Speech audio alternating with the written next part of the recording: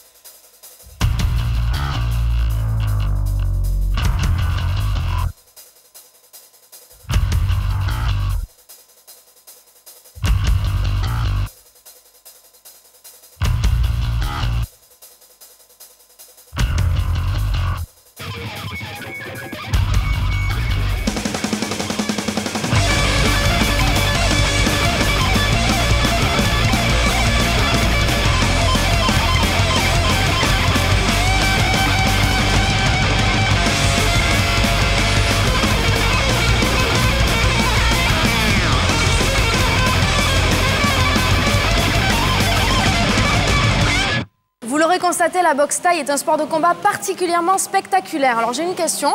Est-ce que dans la boxe thaï et dans les boxes en général, on retrouve un certain état d'esprit, une philosophie, comme dans les arts martiaux traditionnels?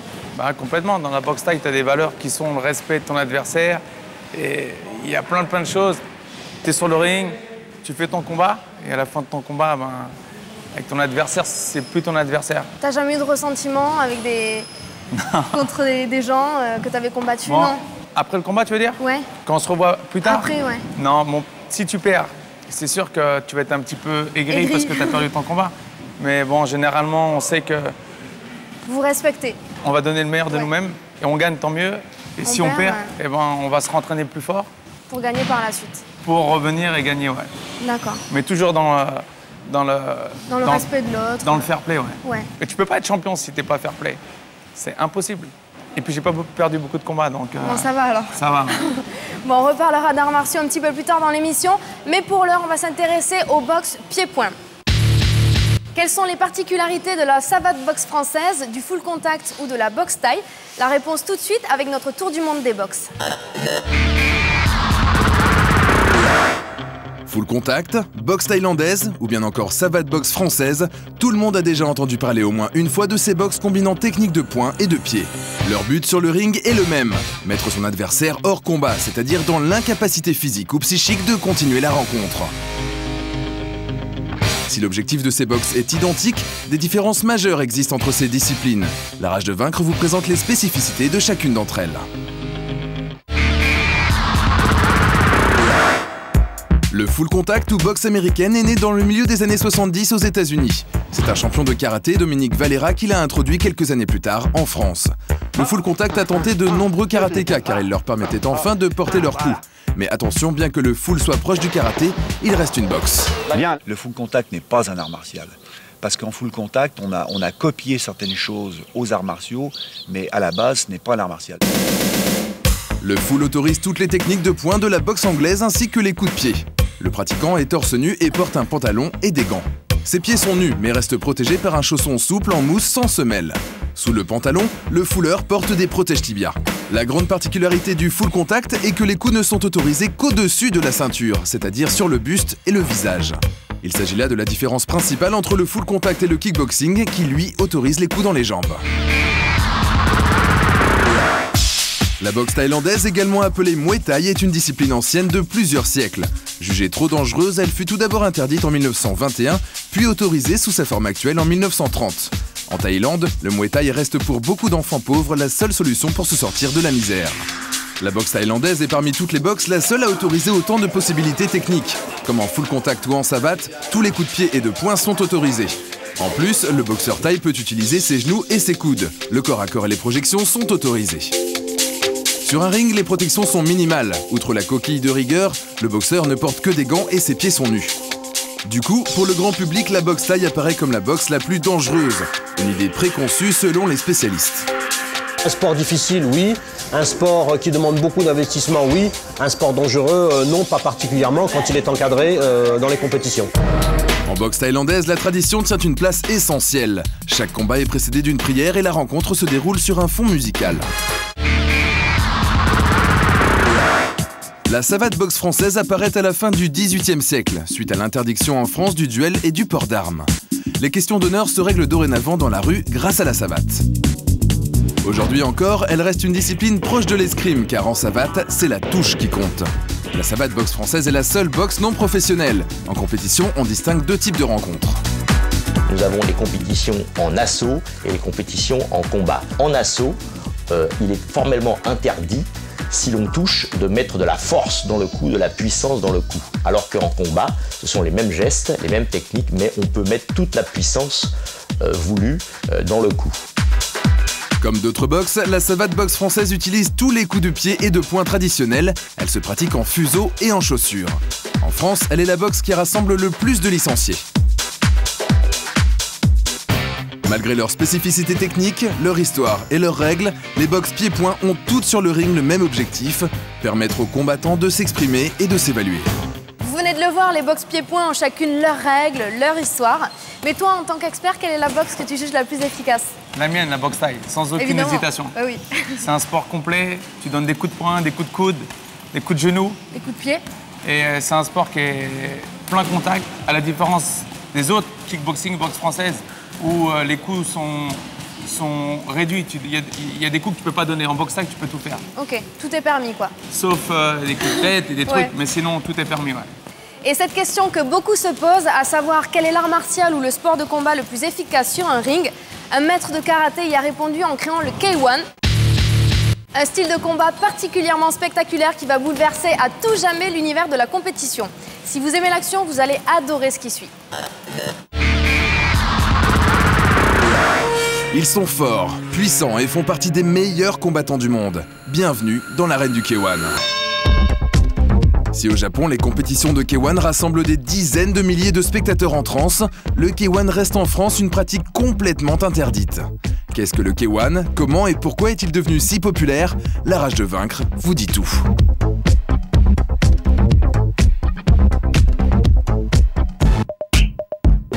Nous sommes au début des années 90 et à l'époque, les compétitions de sport de combat ont tout un point commun. Elles opposent des combattants issus de la même discipline. Mais en 1993, un grand maître de karaté a une idée, à l'époque plutôt insolite. C'est Kazuyoshi Ishii, quand il a créé le système, il s'est dit je ne vais prendre que des disciplines à consonance principale K. Alors bien évidemment, il y a des gens qui disent ouais, mais le taekwondo, il n'y a pas de K, mais c'est taekwondo pour eux. Taekwondo, donc K, kickboxing, kung fu, tu vois, les émergences. Et il s'est dit je vais prendre le premier de chaque discipline. Donc on va appeler ça le K1, tout simplement. Mais il fallait y penser. Le concept déterminé, Takayoshi Ishii établit les règles du tournoi assez proches de celles de la boxe thaï ou du kickboxing. Toutes les techniques de poing de la boxe anglaise sont autorisées, avec en plus le coup de poing retourné, une technique très puissante complètement interdite en France. Tous les coups de pied de la boxe pied-point sont autorisés, ainsi que le coup de genou avec tout de même une différence de taille par rapport à la boxe thaïlandaise. Tu ne peux pas saisir ton adversaire et le clincher comme tu pourrais le clincher en Muay Thai. Hein? Tu ne peux pas ramener la tête sur le genou, c'est à toi de ramener le genou à la tête du mec. Enfin, les coups de tête, les coups de coude et le combat au sol sont interdits. Le K1 ainsi codifié offre aux spectateurs un show technique de qualité effectué par de vrais champions aux dimensions très spectaculaires. La preuve, les mensurations moyennes du combattant tournent autour du 1,90 m et dépassent la centaine de kilos. Et là apparaissent des garçons, pour la plupart belles plastiques, et puis surtout possédant très belles techniques. Ce sont des beaux enchaînements de boxe pied-point, et bien évidemment, ça tout de suite, ça plaît au public, avec en plus des individualités très particulières, quoi. Hein. Black, blanc, des tronches bien à eux, et puis surtout, bon, de magnifiques combattants. Donc ça plaît en effet tout de suite aux Japonais et aux chaînes de télévision japonaises. C'est ça qui est quand même vachement important. Le phénomène K1 ne fait alors que commencer, et en quelques mois, les combattants deviennent les nouveaux dieux des Nippons. Exit donc le sumotori, jusque-là le sport national numéro 1, et place à une nouvelle génération de combattants du jamais vu au Japon. Je pense qu'on leur donne une certaine cuvée d'adrénaline, tu vois, qu'ils n'ont pas dans leur vie de tous les jours, et c'est pour ça qu'ils nous montent sur pédestal, tu vois. Donc sur ce régime qu'ils nous donnent donc de stars, moi m'allait très bien parce qu'en fait ils sont vachement reconnaissants. Au départ c'est dur à comprendre, tu te dis mais pourquoi est-ce qu'on fait que du sport quoi, hein, voilà, on ne change rien dans le monde, mais en fait on change un peu leur vie. Il y a le merchandising qui est exceptionnel, les t-shirts, les poupées, la photo sur des gâteaux, pour certains des pubs télé. Ce sont des stars, les mecs veulent les toucher, veulent les approcher. Cependant, le succès du K1 au Japon ne repose pas uniquement sur le casting des combats, mais aussi sur une mise en scène démesurée. Il y a une ambiance fabuleuse et tout d'un coup, t'as une mise en scène. Alors à un moment, tu te dis, c'est peut-être Michael Jackson qui va sortir, tu vois, du truc. Feu d'artifice, la musique, bam bam, les percussions, la présentation des mecs, waouh, ça flash grave quand même. En mélangeant des champions issus de plusieurs styles et en soignant la mise en scène des combats, le K1 est devenu culte dans de nombreux pays. Une grande mutation des rencontres de sport de combat s'amorce, car un autre style de compétition ne va pas tarder à venir concurrencer le K1, son nom, le MMA. Vous venez de le voir, le K1 rassemble des combattants de tous les styles. Et il s'avère que les plus grands champions sont souvent issus de la boxe thaï. Alors comment t'expliques cette supériorité? C'est plutôt technique, mental? Encore une fois, les deux en même temps. La boxe thaï, c'est un sport qui est dur, mentalement, physiquement. Donc pour moi, c'est pas étonnant. Maintenant, tu veux que je te montre quelque chose? Je vais te montrer mon coup favori, d'accord? Okay. Tu te regardes? Allez. Ok. Alors, doucement. Regarde. Je vais partir avec le genou et je vais finir avec le coup de coude. D'accord? Alors regarde. Tac. Et tac. Ça te plaît? Je Ok. te remonte. Regarde, genou ici, je baisse ta garde et je te mets le coude comme ça. D'accord, ça marche bien, ça, c'est Ça, efficace. c'est efficace. Ça y est? Mais merci, c'est bon à savoir. Comme on l'a dit, le K1 a révolutionné les compétitions des sports de combat. Vous en aurez la preuve en fin d'émission avec le MMA, Mixed Martial Arts, le style de combat le plus spectaculaire, le plus controversé de la planète. Mais pour l'heure, place aux arts martiaux avec un florilège des meilleures démonstrations. Attention, vous allez en prendre plein les yeux.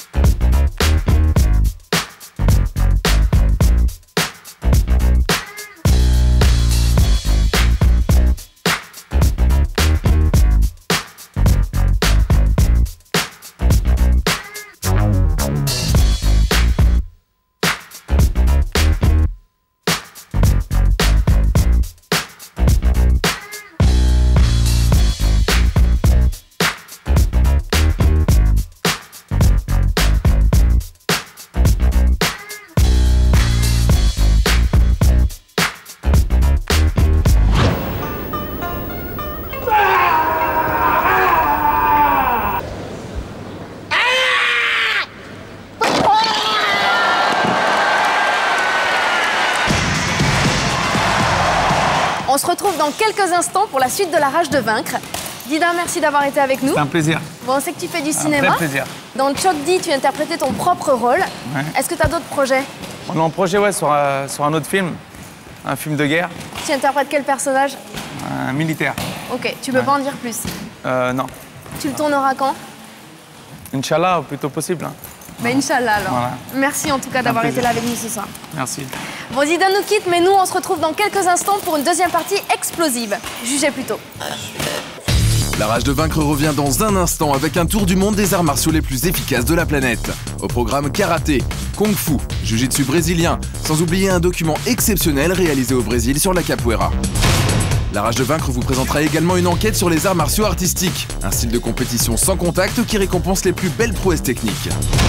Enfin, ne loupez pas notre document exclusif sur le MMA, une rencontre interdite en France mais qui cartonne à l'étranger. A tout de suite dans La Rage de Vaincre.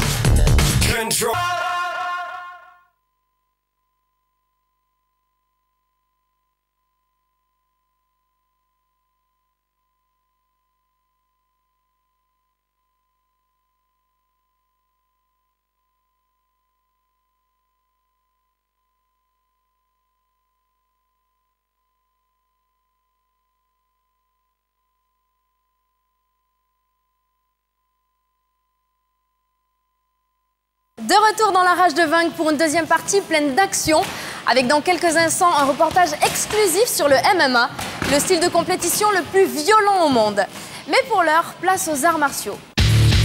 Comme chacun le sait, les arts martiaux sont nés en Asie, mais d'autres pays ont décidé de développer leur propre système de combat. Voici donc tout de suite un tour du monde des arts martiaux des plus anciens aux plus récents, un tour du monde qui s'achèvera au Brésil avec la capoeira. Karaté, penchak silat, jiu-jitsu brésilien, krav maga, kung fu, il existe dans le monde une multitude d'arts martiaux. Et vous allez voir que chacun d'entre eux possède selon ses origines ses propres spécificités.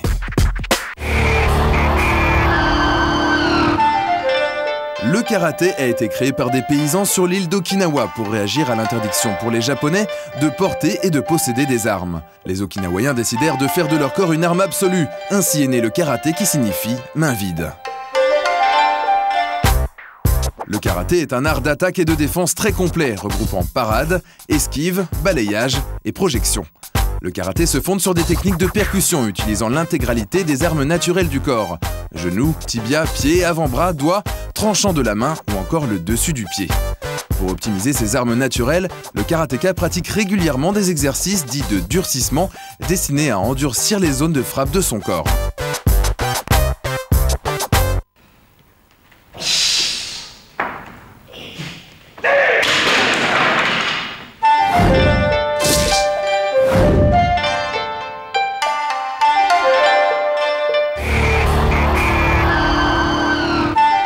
Les arts martiaux chinois et en particulier le kung-fu ont été développés en Chine à partir du Xe siècle par les moines bouddhistes. Le monastère de Shaolin est considéré comme le berceau de la discipline. Le kung-fu utilise des techniques semblables au karaté et au taekwondo. Certaines techniques de kung-fu s'inspirent des techniques de combat et de l'attitude de nombreux animaux.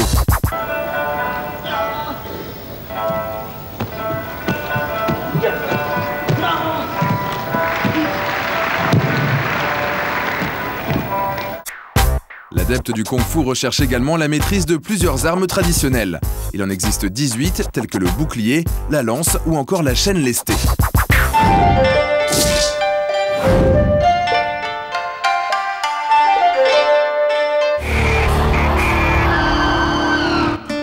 Le jiu-jitsu brésilien a été développé par Hélio Gracie. C'est un art martial jeune et en permanente évolution. Peu médiatisé en Europe, il est réputé au Brésil, aux USA et au Japon. Issu du vieux judo, le jiu-jitsu brésilien est une lutte au sol, se pratiquant avec ou sans kimono. Chaque technique de finalisation se termine soit par un étranglement, soit par une luxation. Le jiu-jitsu brésilien se focalise sur les principes d'efficacité et le combat au sol.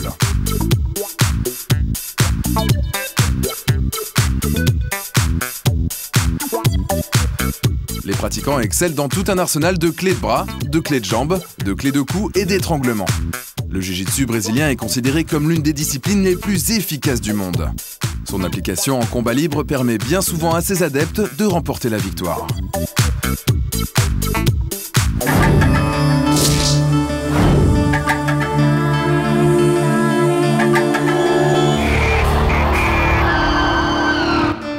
Le Krav Maga est un système de combat militaire né au début du XXe siècle. Imi Lichtenfeld codifie le système de combat dans le but de protéger la communauté juive contre les milices fascistes. Le principe de base du Krav Maga est la recherche de l'efficacité maximale dans des situations réelles de combat.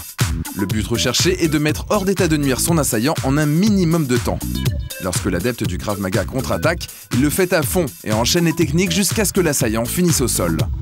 Le Krav Maga est en quelque sorte un best-of des techniques les plus efficaces de diverses techniques de combat. L'entraînement du Krav Maga consiste également à établir des stratégies verbales et physiques pour éviter la violence lorsque c'est possible. Aujourd'hui, de nombreuses polices et troupes d'élite internationales ont été conquises par l'efficacité de cet art martial.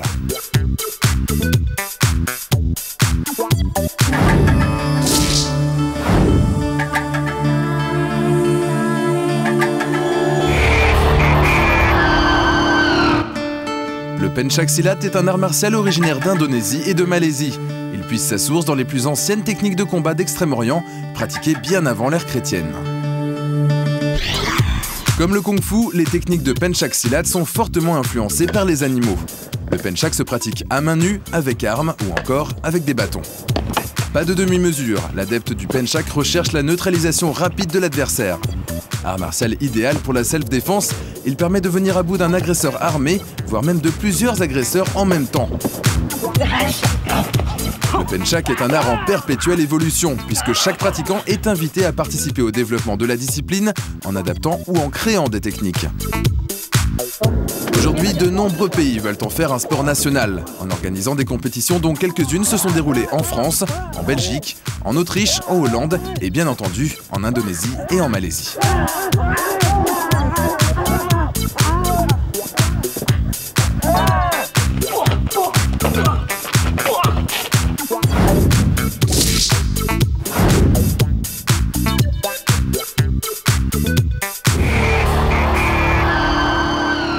Bienvenue au Brésil, le pays de l'art martial le plus inclassable au monde, la capoeira.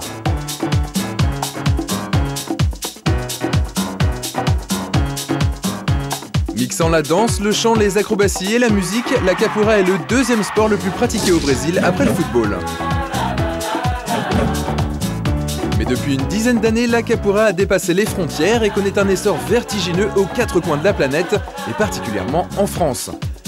Chaque année, des dizaines de nouveaux clubs émergent et pour toutes les exhibitions d'arts martiaux, la capoeira est devenue un must. Comment la capoeira a-t-elle réussi à séduire tant de nouveaux adeptes issus d'horizons si différents? La réponse est simple, elle possède des atouts que les autres arts martiaux n'ont pas. Dans un instant, vous connaîtrez les 3 spécificités qui ont permis à la capoeira de s'imposer comme l'art martial phénomène de ces dernières années. Mais pour l'heure, un peu d'histoire, car derrière des mouvements spectaculaires, la capoeira possède bien des secrets.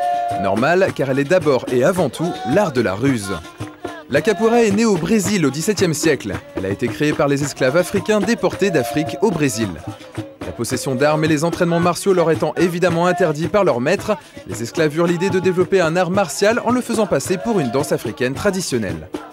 Au fur et à mesure des années, les Africains élaborèrent un art de combat de plus en plus pointu, sans que personne ne se doute de quoi que ce soit. Bientôt, la capoeira envahissait la rue, jusqu'à devenir autorisée en 1937. Aujourd'hui, la capoeira est devenue l'un des arts martiaux stars du XXIe siècle et ce succès n'est pas un hasard, car la capoeira n'est pas que spectaculaire. Pour devenir capoeiriste, il est indispensable de maîtriser tous les aspects de la discipline. Voici pour vous les 3 spécificités qui ont fait le succès international de l'art martial brésilien. Quand on pratique la capoeira, l'immersion dans la culture brésilienne est totale. Tout d'abord, tous les capoeiristes possèdent un surnom brésilien. Autrement dit, vous laissez votre identité au vestiaire avant chaque cours. Mais surtout, le portugais est omniprésent. Au Brésil, tout le monde parle portugais, mais à l'extérieur du Brésil, je pense que ça aide, parce qu'en réalité, les chants, je pense qu'ils doivent être chantés dans leur langue originelle, qui est le portugais du Brésil. Alors, savoir au moins un peu de portugais, ça aide à chanter. Et chanter est fondamental dans la ronde de capoeira. En adoptant un nouveau nom, en s'initiant au portugais et à la chanson, le capoeiriste voyage à chaque leçon en plein cœur de la culture et de l'exotisme brésilien.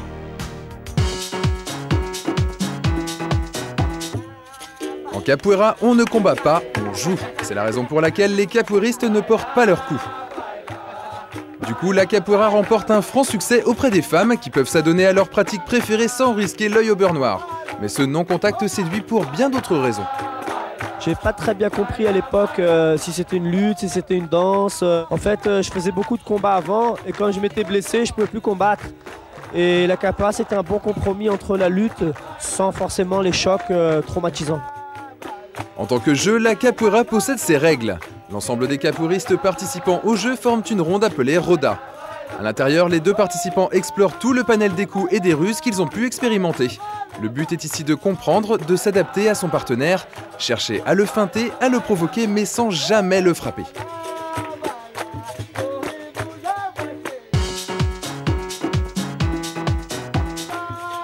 À l'extérieur de la roda, la musique tient une place très importante.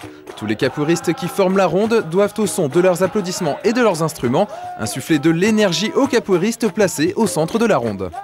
Les pratiquants s'initient donc rapidement aux instruments traditionnels. Le berimbo, symbole de la capoeira, la tabaque, l'ontambourapo ou encore le pandero.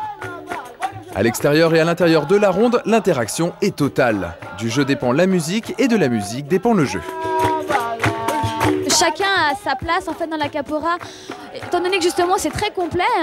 Il y en a qui vont être très forts au niveau de la musique, il y en a qui vont être très forts en acrobatie, d'autres au niveau de la technique. Donc je pense que tout le monde a sa place, qu'on soit justement des femmes, des hommes, les enfants, les gros, les petits, les maigres. La capoeira possède donc des atouts uniques qui ne cessent de séduire un public de plus en plus nombreux. Mais n'oublions pas que la capoeira reste d'abord et avant tout un art martial d'une grande efficacité. Un art martial qui cache bien son jeu. On vient de le voir dans ce dernier sujet, les arts martiaux sont des arts de guerre par définition, mais aussi des arts très artistiques. D'où, dans les années 90 aux États-Unis, l'apparition d'une nouvelle forme de compétition, les compétitions d'arts martiaux artistiques. Le but recherché n'étant donc plus l'efficacité, mais bien le show. Alors attention, préparez-vous à voir des images éblouissantes. Ils tourbillonnent, volent dans les airs et enchaînent les acrobaties avec une facilité déconcertante. Leur discipline, les arts martiaux artistiques.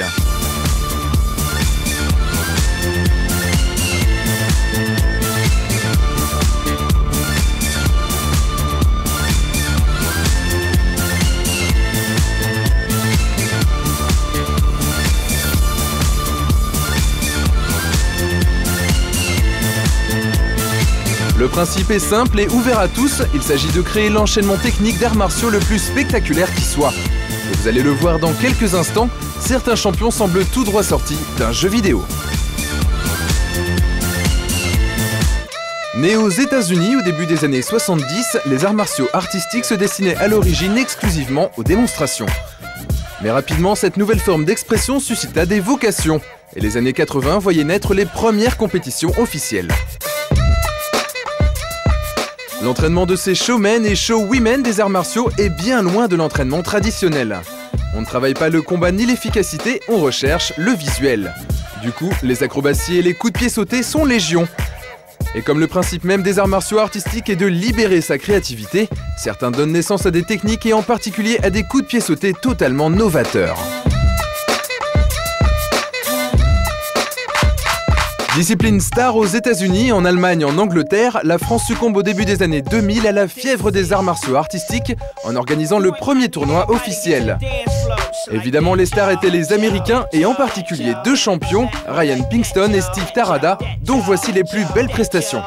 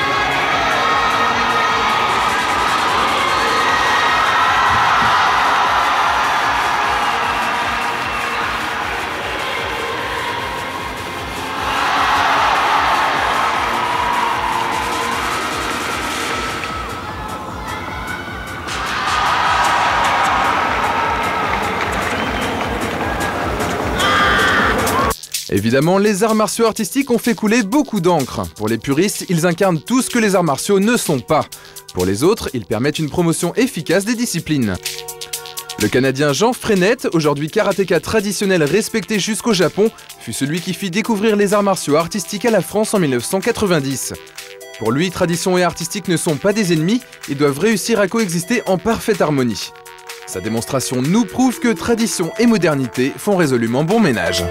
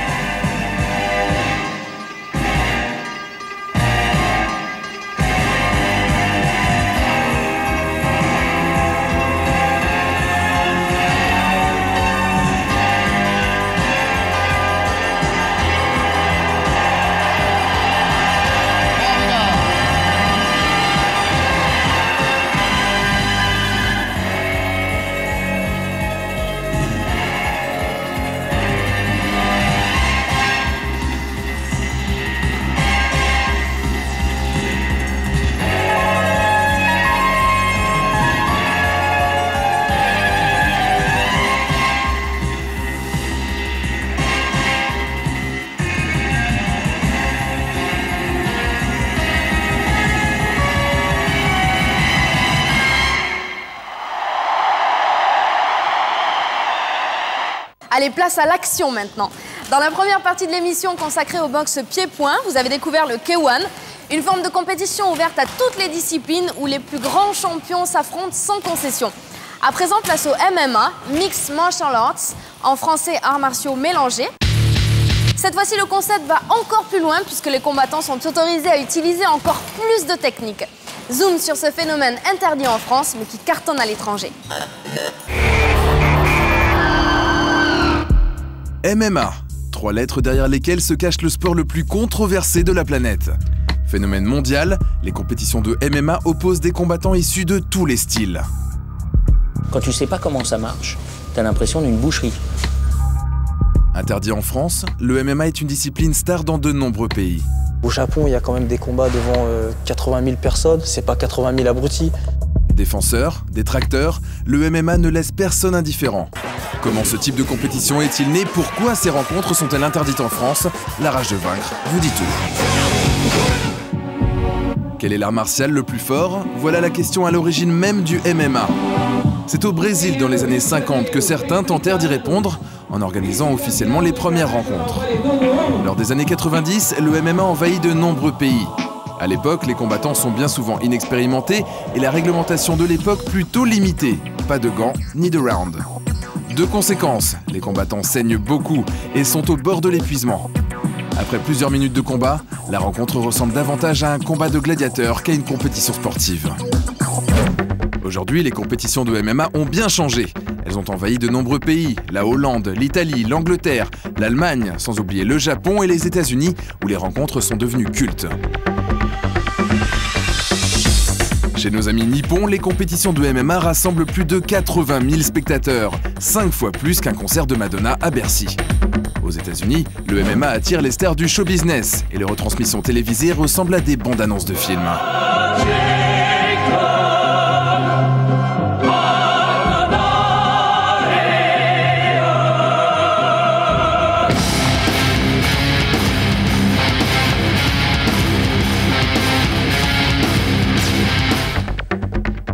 Le MMA est devenu un spectacle et certaines mises en scène ne servent en aucun cas la crédibilité du sport.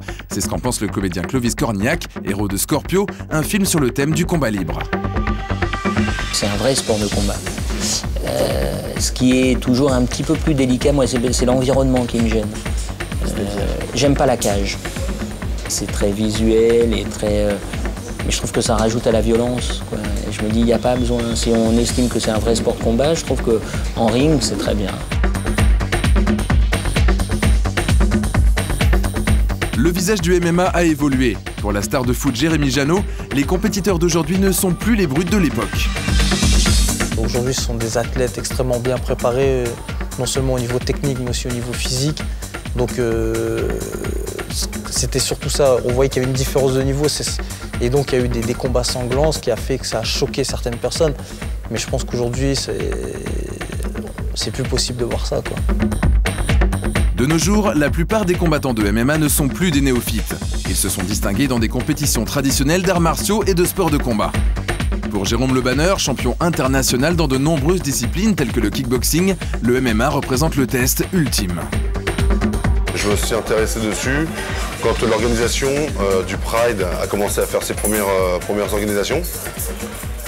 Et qu'est-ce qui m'a intéressé là-dessus, c'est qu'en fait on utilise un peu toute la gymnastique du corps dans un sport. Voilà. Les combattants ont changé, les règles aussi. Les gants sont maintenant obligatoires et les combats se déroulent par round. En outre, l'arbitre peut stopper la rencontre à tout moment. Du coup, les combattants évoluent dans des conditions de sécurité approuvées par de nombreux pays.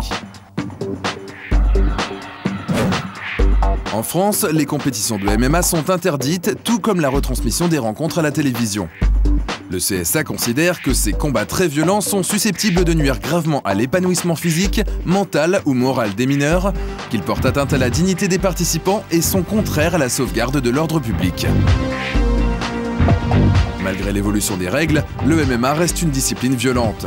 Comme tout art martial ou sport de combat, sa pratique n'est pas sans risque. Je pense que le combat libre est un petit peu moins dangereux, moins dangereux que la boxe anglaise, c'est sûr. Parce qu'en fait, en boxe anglaise, il y a une seule cible qui est la tête. C'est un peu les mêmes risques que dans tous les sports de combat. Bon, le plus connu étant la boxe, effectivement, nous avons effectivement les mêmes risques que la boxe, puisqu'effectivement, il y a des coups. Il faut savoir que là, souvent, c'est des pieds-points, donc il y a moins de coups à la tête. La boxe est très traumatisante au niveau cervical, au niveau donc oculaire et autres.